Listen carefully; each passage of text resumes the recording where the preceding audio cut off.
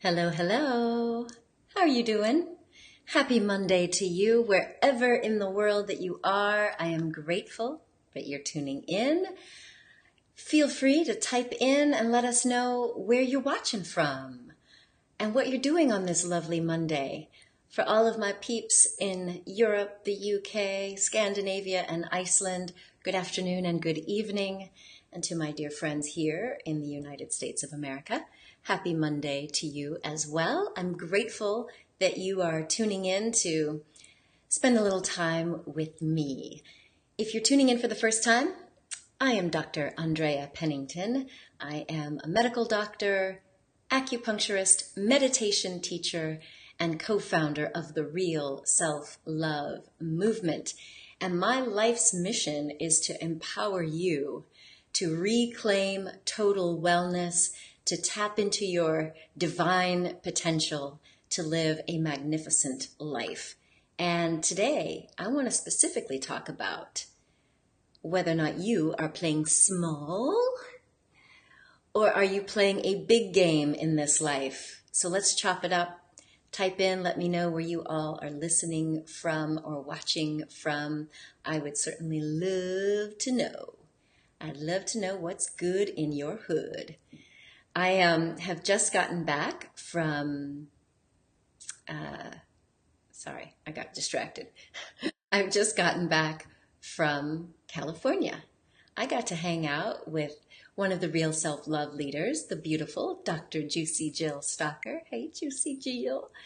She was such a gem, such a sweetheart. She hosted me and my daughter at her place. And it was like this plush princess oasis right in LA. I was totally loving it, as was my daughter. And we were shooting in California some videos that I'm looking forward to bringing to you. So I'll tell you about that in just a bit. Hello, Nomi. I'm glad you got to tap in, and please be sure to catch the replay. Good to have you here. So, yes, it is a relevant topic, says Nomi. Hello, Miss Teekins. I am so happy to have you all here. And Vidar, you're also tapping in from Copenhagen. I love it. So we've got our Nordic representatives in Norway and Copenhagen. And where else do we have? So type in and let me know where you are chiming in from. Now, for those of you that know me, I have been on a little bit of an uplifting on my mission lately. And by that I mean I have actually been, stepping it up a notch. We've been talking a lot about what happens when we play small, or mainly what I mean is sometimes things happen to us in our lives and we feel like we're not quite as good as we thought we were. And that can be, normal, but I want to just bring up an idea. All right. So my idea is this. Let's say that you're looking at a cute little baby, and this cute little baby is maybe about 10 months old, right? And as this baby starts walking, she or he may have to hold on to the table for stability, right?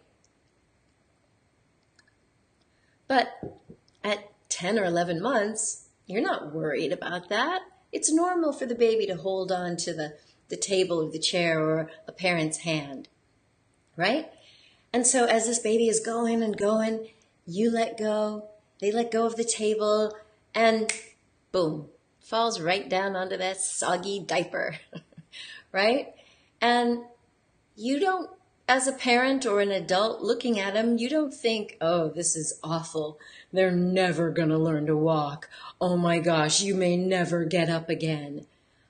And why do we not judge the rest of a baby's life just looking at them at that little 10-month or 11-month period?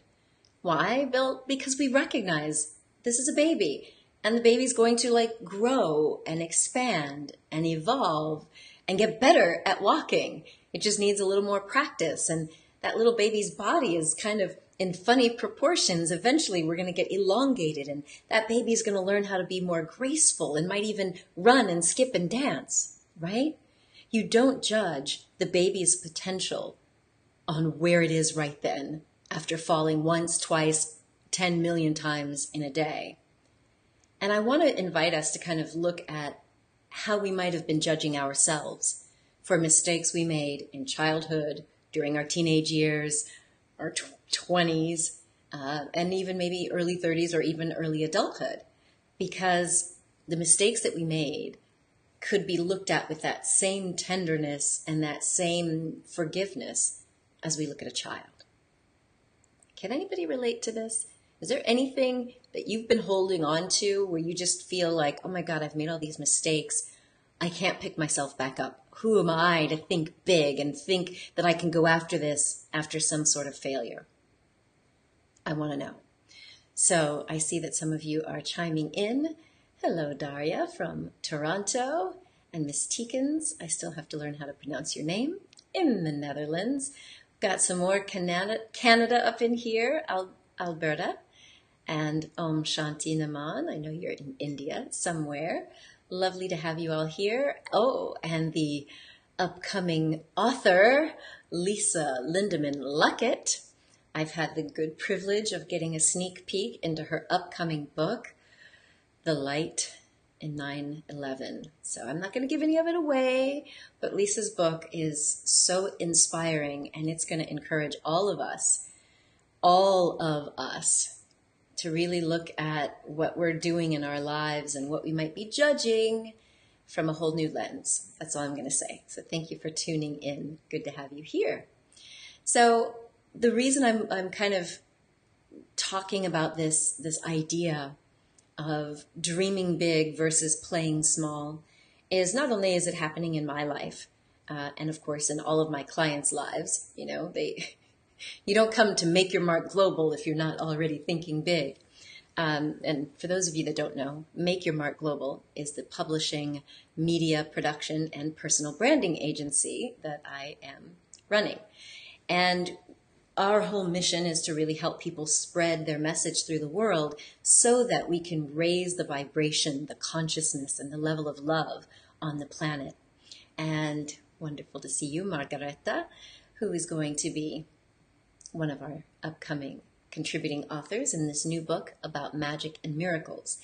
And the reason that we're publishing this book around magic and miracles, and the reason I'm inviting you to start to really look at where you might be holding yourself back from dreaming big, thinking big, voicing your vision, which has been such a powerful exercise for many of the people in this community lately, is because when I look at the things that have held me back in my life, and yeah, there are plenty of them.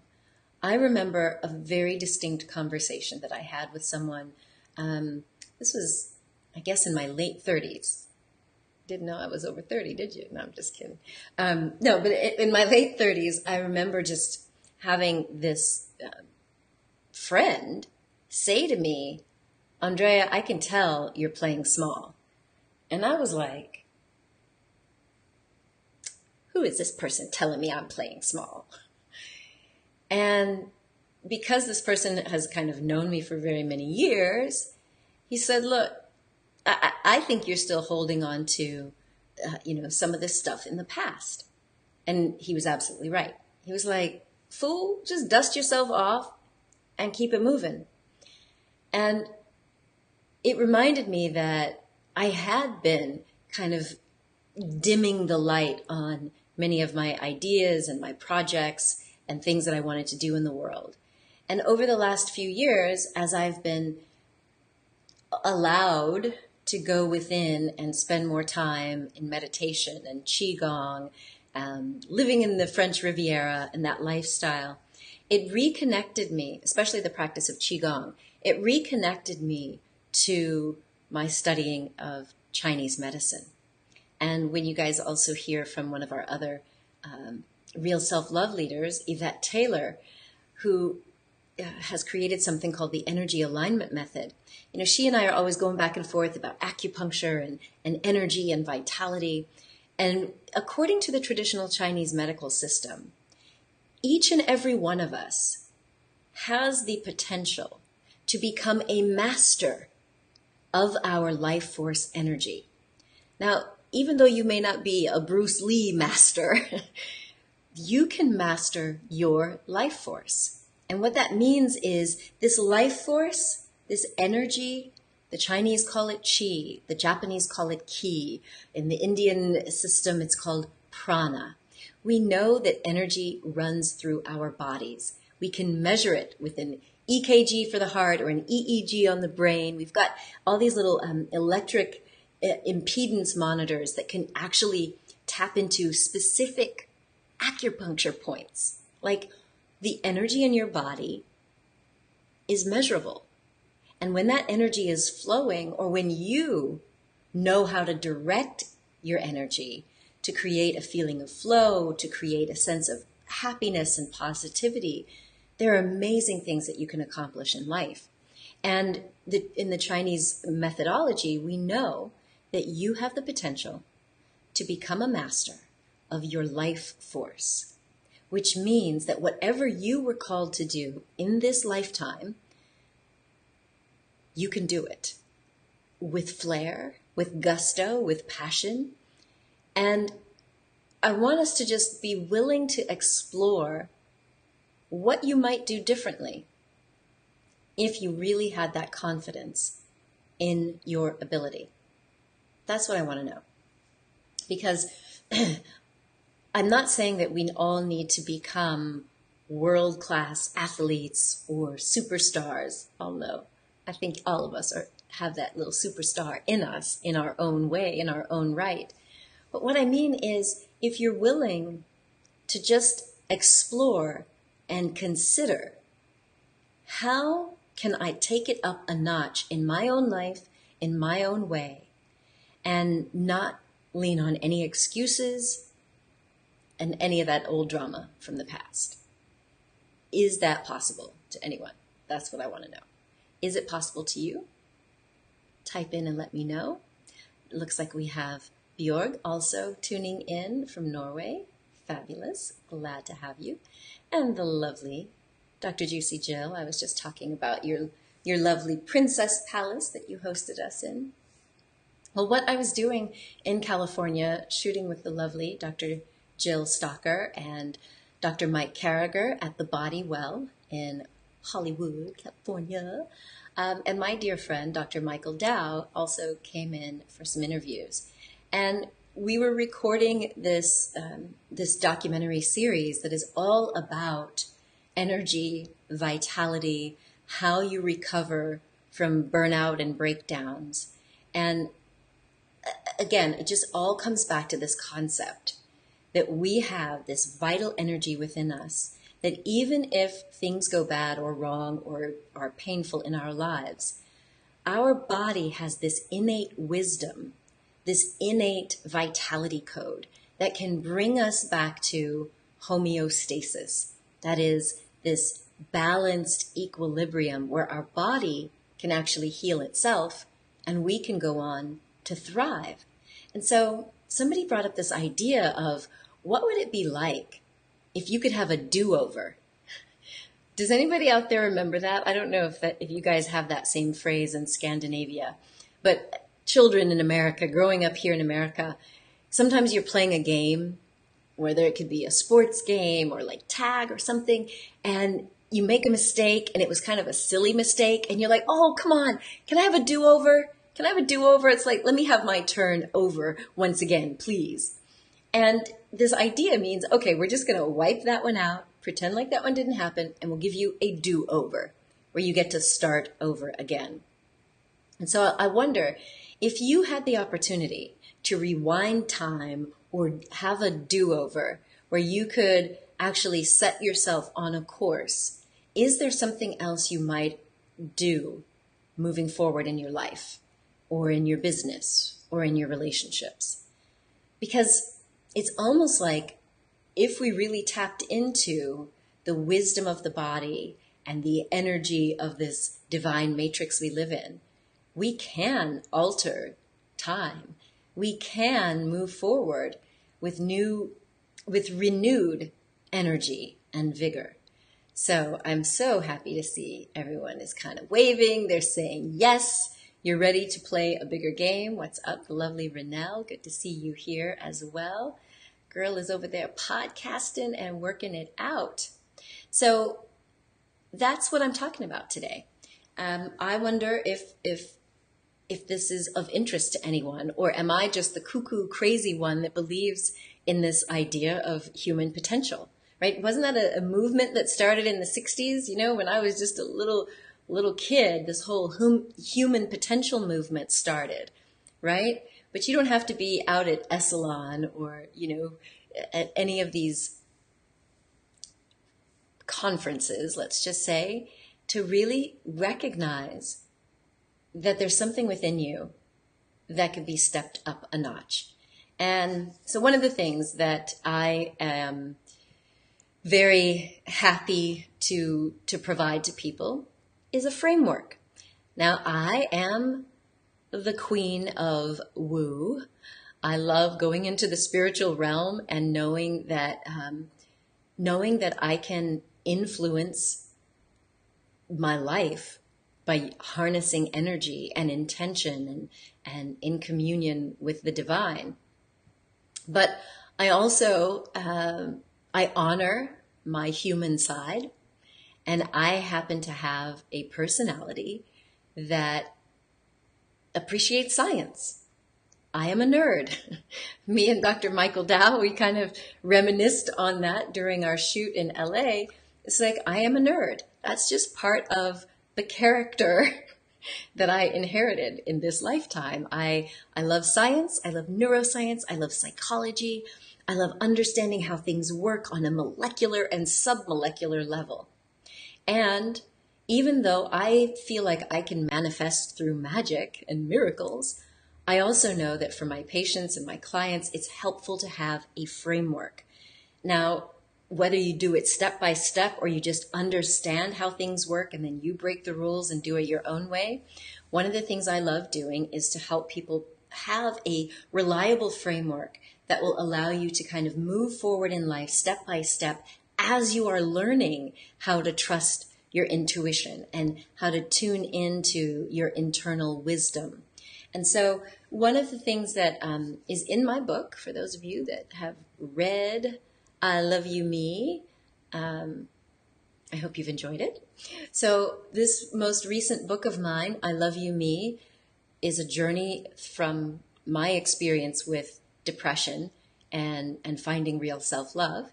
And you've probably heard me talk about it before, but in the book, there is a 5-step cornerstone process. And the cornerstone process is something I've been teaching for nearly 15 years now, all around the world, at the International University of Monaco, and it's what I used in my own life to get past that self-hatred into self-love. And the first step of the cornerstone process is awareness. And awareness or insight or elevated consciousness is always going to be the starting point for the programs that I work in, because if you're not aware of your own spiritual DNA or your own innate qualities and talents, then how are you really defining who you are in the world? If you're not setting that for yourself, you're generally going to be driven by what other people are saying about you or what is possible for you. So what I mean by that is, if you were to look at the times in your life when you felt totally energized, when you felt like you were one with whatever task you were doing, that could have been dancing, it could have been being out in nature, or it could have been kayaking. Maybe it's ballroom dancing. Maybe it was when you were writing, doing something artistic. It could have been making love. But that flow state is what the psychologists call it. Being in flow, being in that state of oneness is typically when we find that some of our innate talents or abilities were being stretched a little and they're being used for some, direction, some goal. Except for the ones where you're just out in nature. You might just be struck by the beauty of Mother Nature. But how many of you have had one of those experiences? How many of you have had an experience where you were really caught up? And then when you get out of it, this happens to people who are speakers. They'll get off stage and they're like, oh my God, I didn't even say anything according to my script. I don't even know what I said. It was because they were in the flow, in the zone. I believe that when we step on stage, we can actually be in communion with the audience, delivering just what they need if we're willing to let go of the ego and our control drama. And so I want to know from you, when have you experienced those times of being in the zone or in a flow state? Also in psychology, we call it a peak experience, which the lovely writer Milhai Csikszentmihalyi, who wrote the book on flow, it was all about identifying peak experiences. Does anybody care to share what's happened in your life, when those were? Hello, Candice Marine. Lovely to have you here. And Nell Tal, good to have you tuned in. Shanice, what is up? It has been forever and a day. You are welcome. I'm glad that sharing my journey is somehow helping other people. That is my mission. So, peak experiences, y'all. Who's going to type in and share one of your peak experiences? The reason I'm asking you to do this is because in the first chapter of the book, I Love You Me, as we were talking about awareness, I want you to become aware of some of the gifts and the talents that are natural to you, even if they may not have been appreciated by your family. I kind of love my passion for communication. Y'all can see I can talk a lot. And if you looked at some of my books, 200, 300 pages, I like to talk and communicate. But that wasn't always valued in those first few years of my life. But this is true to who I am. And so thank you, Sarah, for posting.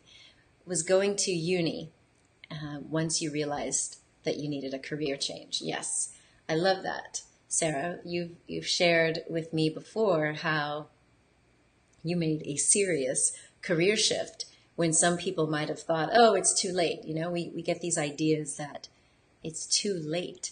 But what my message is really about is it's never too late. So Naman says, something that was automatically done.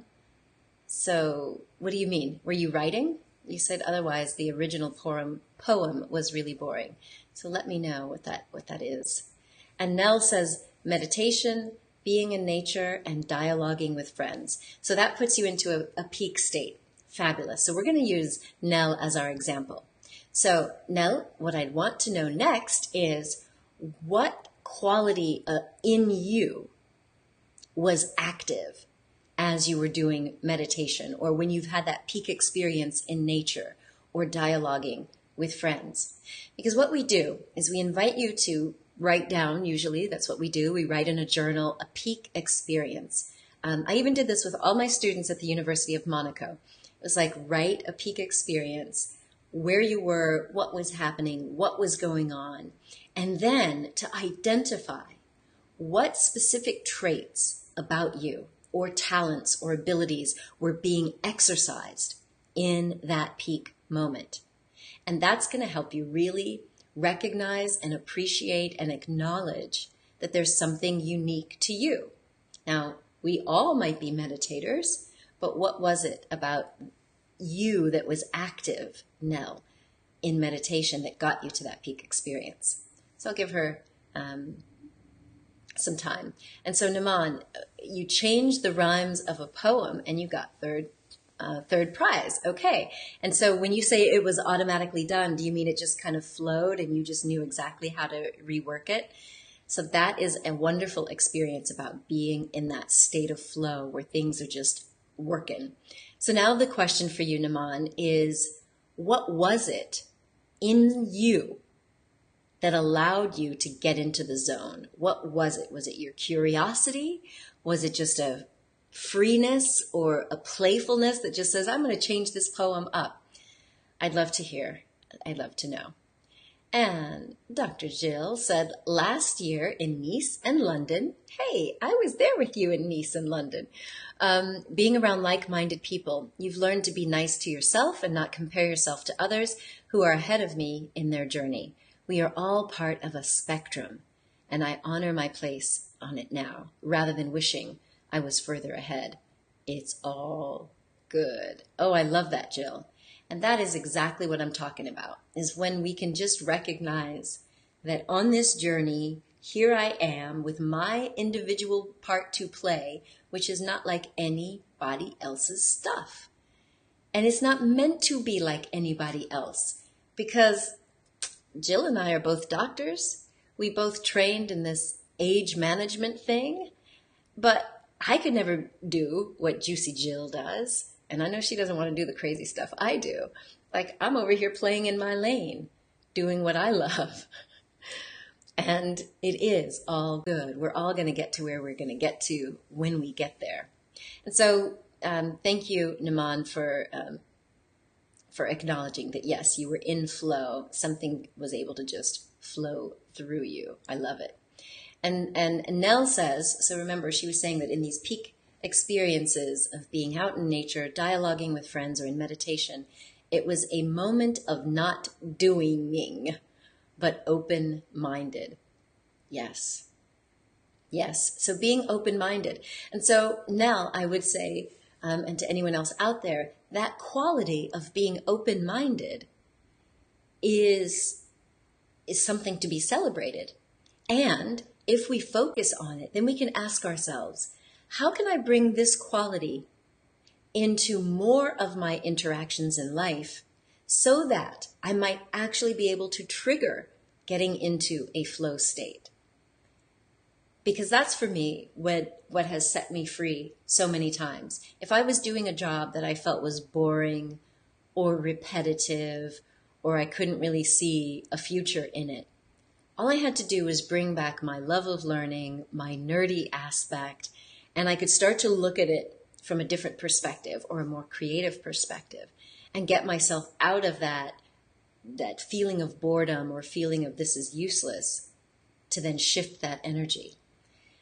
And then the next step is to really identify, maybe you shouldn't be doing those boring tasks at all, or maybe by recognizing that you have been in peak experiences before, then maybe you could shift and bring back more of that deliberately. Because many times our peak experiences just happen and we're like, whoa, how did that happen? Whoa, I want more of that. And so now what we're asking you to do is to be more conscious and deliberate. Because I think that when we play small, when we hide some of our skills and abilities, when we downplay our brilliance, we're going to suffer. Because that energy of the soul is meant to be expressed. And I'm not saying you have to get on stage or become some actor or singer. I'm saying first at home, in your home environment, and then spreading into every other relationship that you're in. If you're willing to open your mind and step up and out a little bit, that willingness is going to be transmitted to other people, such that they too will start to recognize that they could step out of the box, that they could probably do a little bit more. And then as each of us finds our own groove in our own way, we may find that we can do things in a whole other way that is such a blessing to humanity, in addition to being such a blessing to ourselves. So this whole conversation is really about self-awareness and self-acceptance, and then giving yourself permission to express yourself in new ways. I know that this kind of approach is, I don't know, I guess it's sort of my trademark now, because I believe in the lofty ability for each of us to become a master of our own life. And each of us can grow and expand. We know it. We know it even from science. Again, I can go back there, that we have the ability to change the wiring in our brains. So even if something has been programmed or wired in that you consider a limitation, the wonderful neuroscience of neuroplasticity, it says that our brain is plastic, it's moldable. We can rewire, we can make new connections, we can even grow new neurons and synapses, which is different because when I went to medical school, this is my 20th anniversary of graduating from med school. When I was in med school, there was still this belief that, hey, you've got what you got in terms of these nerve cells. You're not going to make any more. So if you fry them or whatever, that's all you got. But now we know that that's not true.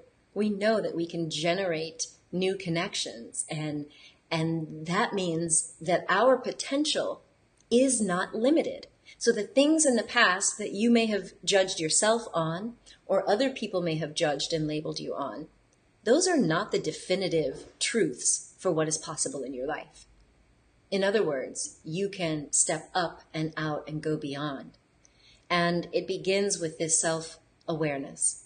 So I would just invite you to try it on. You don't have to take my word for it. You can just try it on and see if it fits. And if you'd like, then you can join us at the Real Self-Love movement, which is totally free.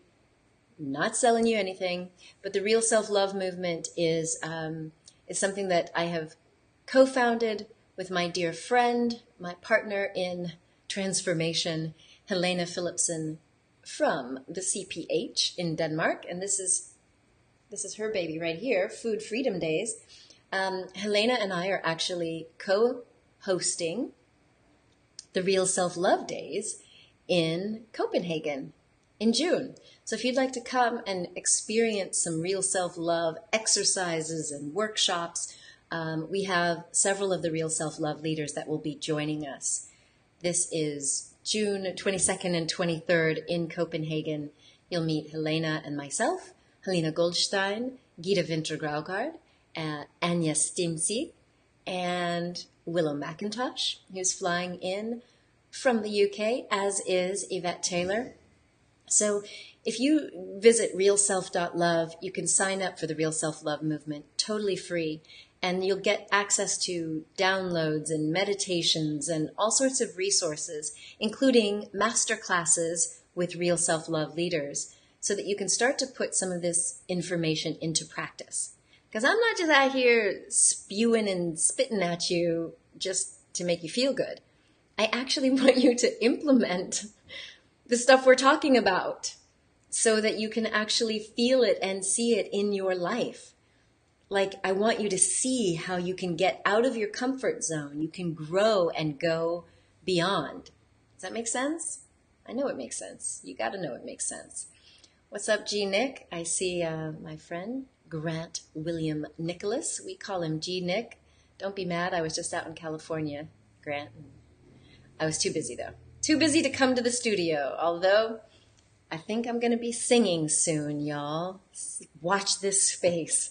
I am going to be willing to step out of my comfort zone, step out of my self-judgment zone, and do it. Yes. All right, so I love you all. I am so grateful that you have tuned in.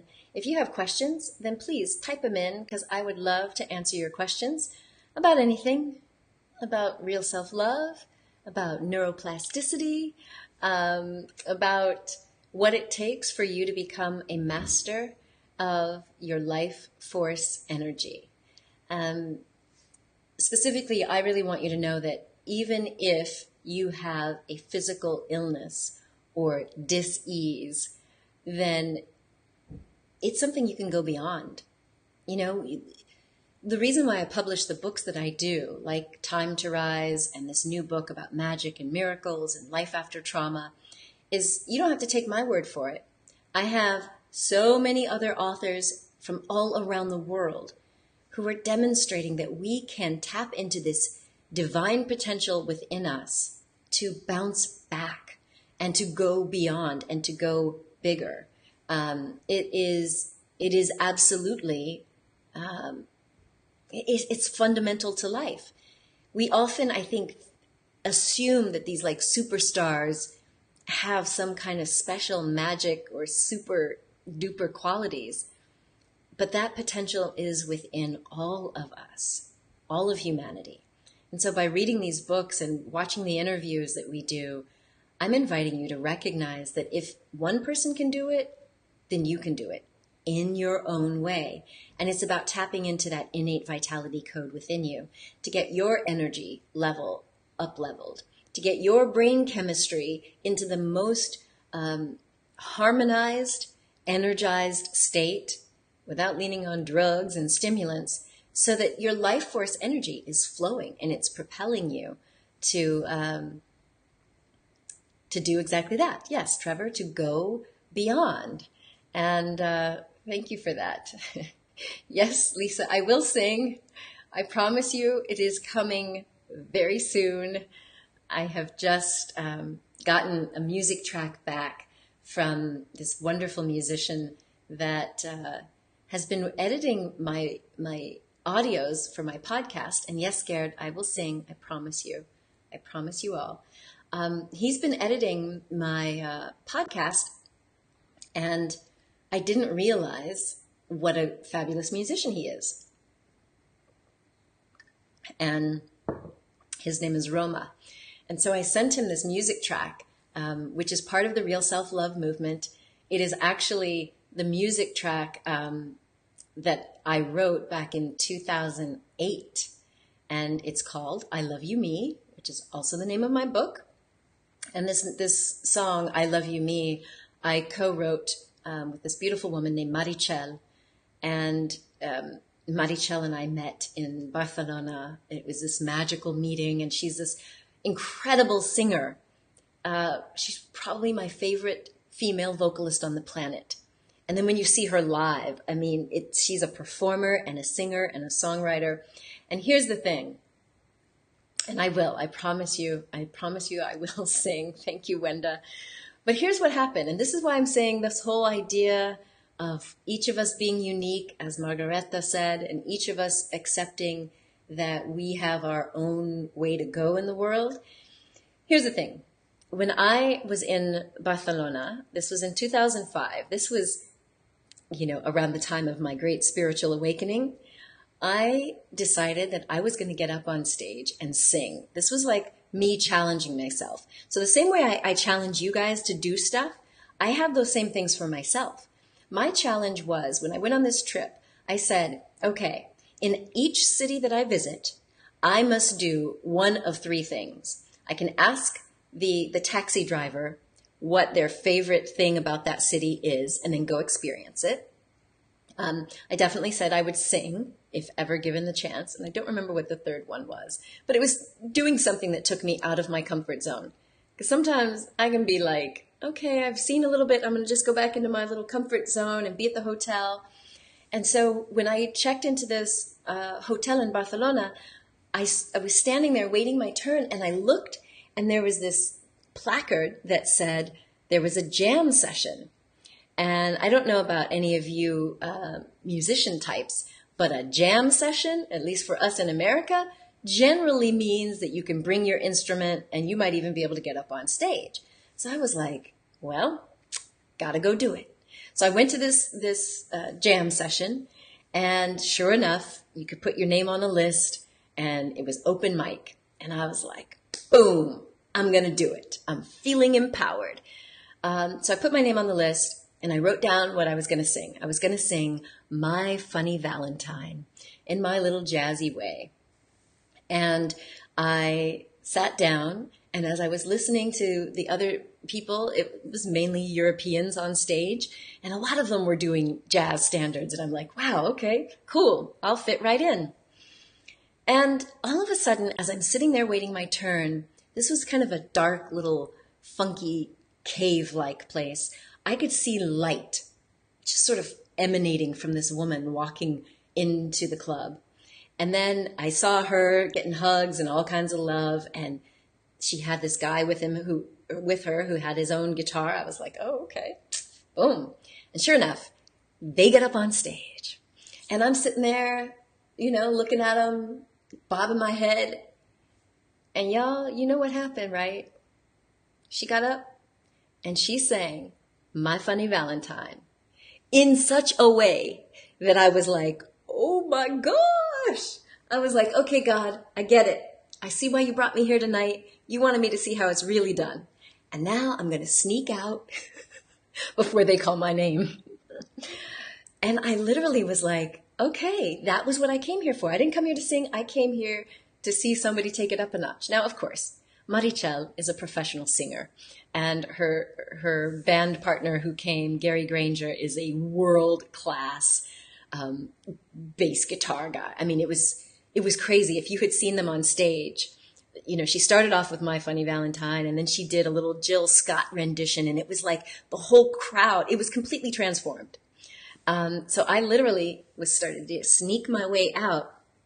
But when they got off stage, as I'm going for the door, I was like, I just got to show her some love. So I went up and I was like, you know what? That was amazing. It's wonderful to have witnessed that.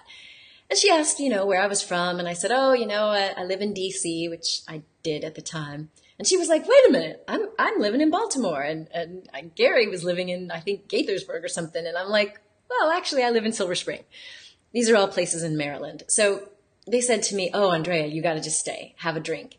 And I was like really nervous. Like if I stayed any longer and they called my name, I was going to be in trouble. Because I'm like, I'm not going to get up there. So I'm telling you this very long story to say that ever since I met Maddie Chell, and we actually pinky swore that we were going to get together. We did. Once we got back to DC, we got back together. We sang together. I did sing at some of their jam sessions, some of their concerts.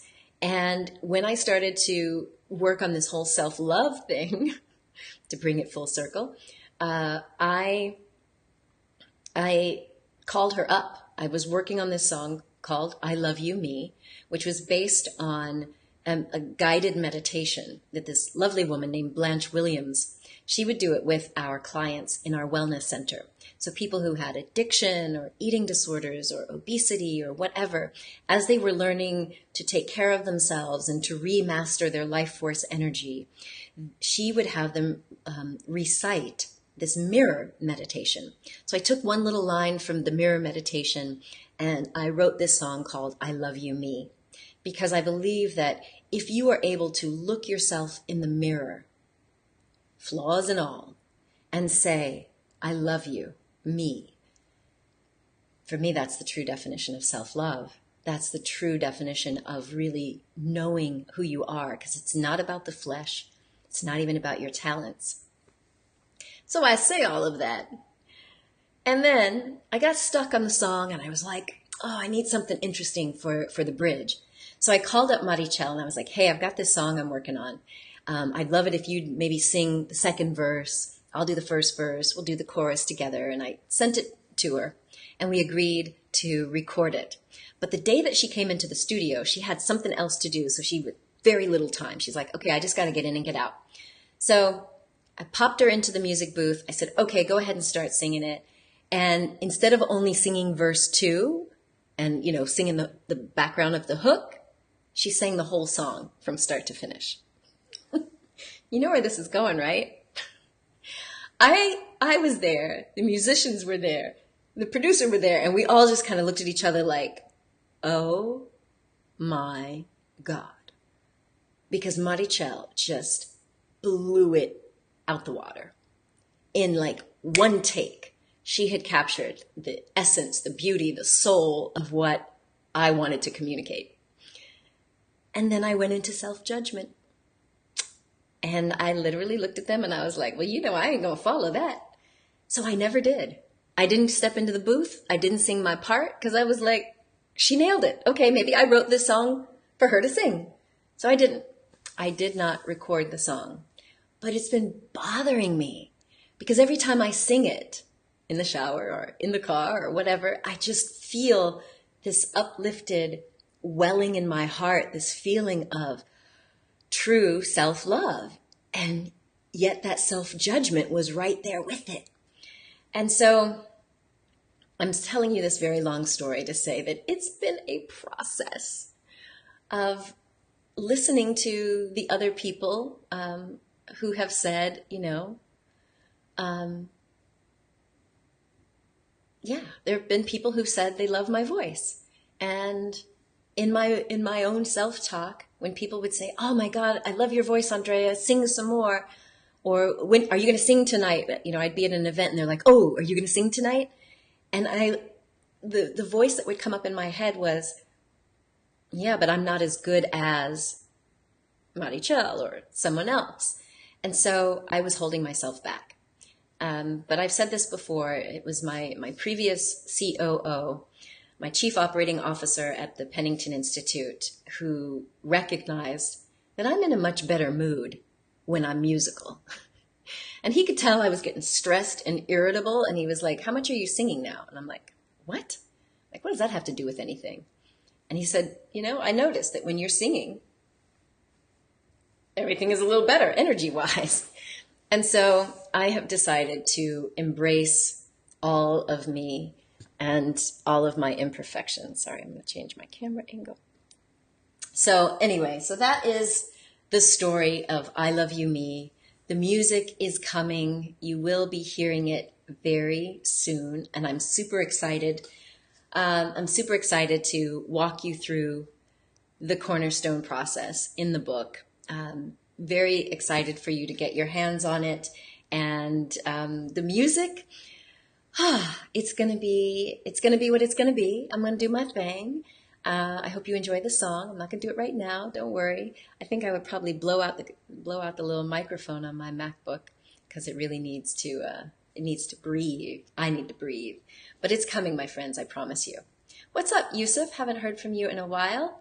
So you say that that's how you felt singing at school, where you were reluctant to sing because you were under pressure to do it, even though you had a great voice. You felt like a jukebox. Yeah, it can be a little less fun when people are like trying to drive you to do it instead of it being spontaneous. Yeah, I know what that's like. So my friends, thank you so much for being with me today. I hope that on some strange, weird level, my Monday ranting has inspired you to just look within yourself at some of those traits that you might have even taken for granted, or like me, maybe you've compared yourself to someone else and thought, well, I'm not as great as them, so I'm not even going to utilize these gifts. Because I've noticed that the times that I have sung and been at events, people are touched by it. And it's like Lisa was just watching a video this morning with Paul Luftenegger, who was with us, with Lisa and I, up at the Peace Village with Sister Dr. Jenna from the Meditation Museums. And I remember when Paul was invited to sing, and I could see him being reluctant. And I teased him about this when we got together in Alicante in April. I was like, look at you now. You're up there singing, around the world, and had been at the United Nations. And I was like, isn't that funny that just, 2.5 years ago, you were reluctant to sing for us. And I think I get it, when it's people that you know and you're like, oh my gosh, it's one thing if it's an audience of strangers, but when it's people that you know, some of us can get a little more like fearful, judgmental, all that sort of thing. But I recognize now that we all have the ability to transmit love and energy through everything we do. Whether you are a baker, a painter, a teacher, a singer, a healer, the energy that you have inside of you, when you couple that with your heartfelt intention to serve, you don't have to be world-class anything. That energy that we transmit to other people can be transformative. It can be healing. And when we embrace that, then it also heals us. It also gives us permission to aim higher, to dream bigger, to go beyond our comfort zone. And that's what I believe that humanity is calling for right now. If each of us would step out of our comfort zone and play a little bit of a bigger game in life, that sets other people free to do the same. That creates this ripple effect of beautiful energy that is inspiring. It's motivating, it's elevating. And that's what I want for everyone. So I hope that you will continue to tune in here to my very long Facebook Lives. Sorry that this was a little longer than I intended. Yes, it is my time now to embrace myself. Yes, I'm going to do that. What's up, Michael? Thank you for being here as well. I am full of vibrant energy today. Yes, Michael, I am. I got back from LA, had some time to rest and relax. And one of the things that I'm doing is practicing what I preach. Because in LA, we were talking specifically about how to recover from stress. And whether that's the stress or burnout that we feel from overwork, from caregiving, from travel or sports exertion, there are ways that we can cultivate more of that life force energy. And so I have been doing that, and I have been following Dr. Jill Stalker's advice. So we got to get together and take our little magical supplements. I'm doing my best to stick with things that are natural, bringing up supplements. Dr. Jill and I were scooping out our guarana and matcha, and I brought in some maca root powder and turmeric and the cayenne pepper, which activates the turmeric. Like, these are things that keep my body tuned up. And then through meditation, through sleep, and something called the Pandora Star, which Dr. Jill got to experience again. Pandora Star is this LED light technology that helps reset the brain. And it's all about really recalibrating our brain chemistry, our body physiology, allowing ourselves time to rest, to unplug, to unwind, so that we can rejuvenate and renew ourselves. So I am feeling that. I am feeling full of my innate vitality. And that's why I wanted to share this with you today here on Facebook and YouTube and the rest of the universe around the world. So if you'd like to join us for free at the Real Self-Love Movement, I'd love it. We are going to be bringing you some new masterclasses. I'm going to bring you the interview that I did with Ione Butler from Uplifting Content, which was so wonderful for her to host us in her space in LA. We've also got masterclasses coming up with the lovely Taz Thornton. We have Real Self-Love leader Angela Horton, who does Real Self-Love, and she's going to lead us through forgiveness practices. It's going to be epic. So this is all about helping you tap into that potential, that innate vitality code, to flip it back on, to heal whatever drama or trauma is in your past, to get rid of those blocks of fear and low confidence so that you can step into a higher expression of you. And then you can share it with the world, whatever that means to you. But sharing your presence with passion is not just my tagline, it is my mission for you and for all of us in this beautiful world. So if you're coming out to see me in Copenhagen, June 22nd and 23rd for the Real Self-Love Days, I can't wait to see you. It's going to be magical. We have got so much energy that's going to be flowing. And you can even be quiet. You don't even have to come and speak. You can just come and absorb the love and get the healing vibes in Copenhagen. So I'd be happy for you to experience that with us. I will pop in the link and the information for the Real Self-Love Days, hosted by me and my lovely co-founder, Helena Philipson. And we'll also be doing a personal branding boot camp, also in Copenhagen. And in July, I'll be in Iceland to help you connect to nature.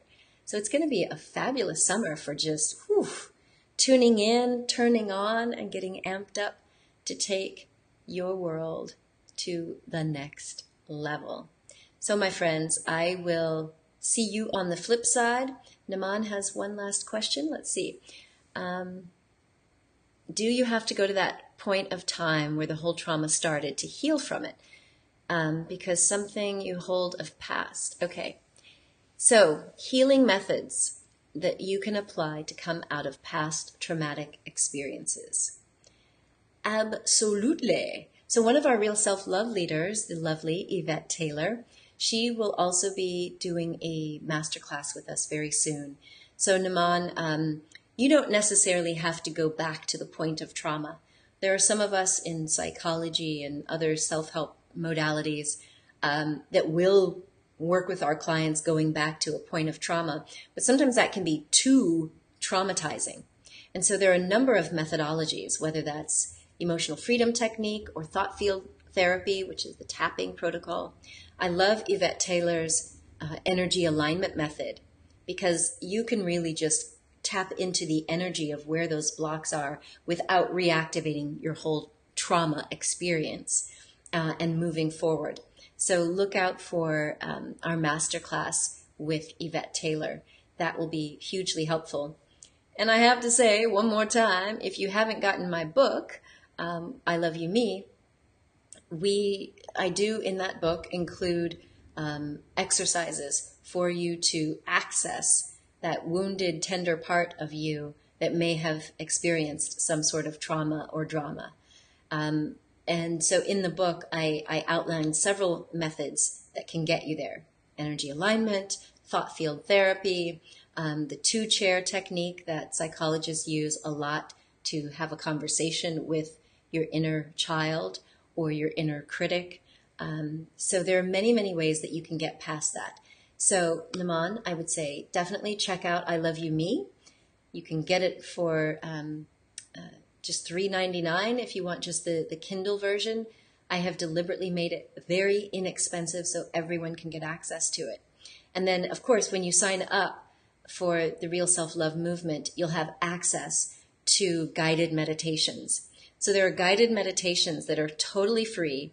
Literally, you don't even have to read the book, but you can sign up at this RealSelf.love and listen to the guided meditations. So for example, there's one that will help you get into what I call your safe space. So you do this guided meditation to go away into your imagination, into what I call the relaxation space or a safe place, so that you can start to do some of that healing work.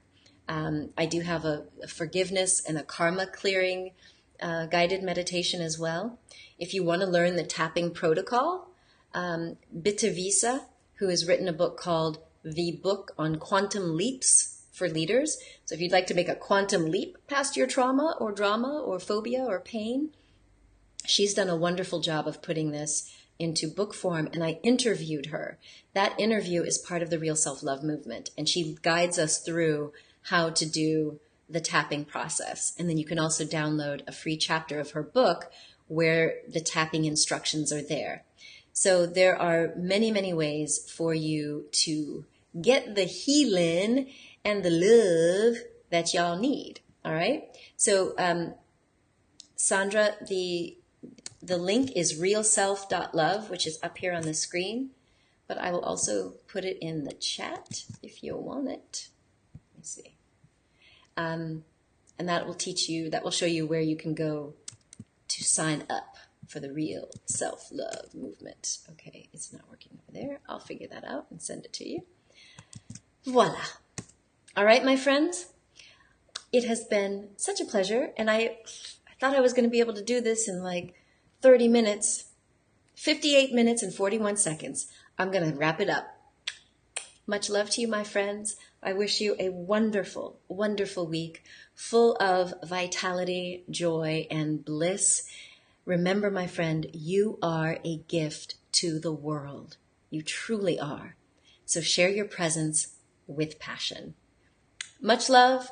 Until I see you all again. Much love. Bye.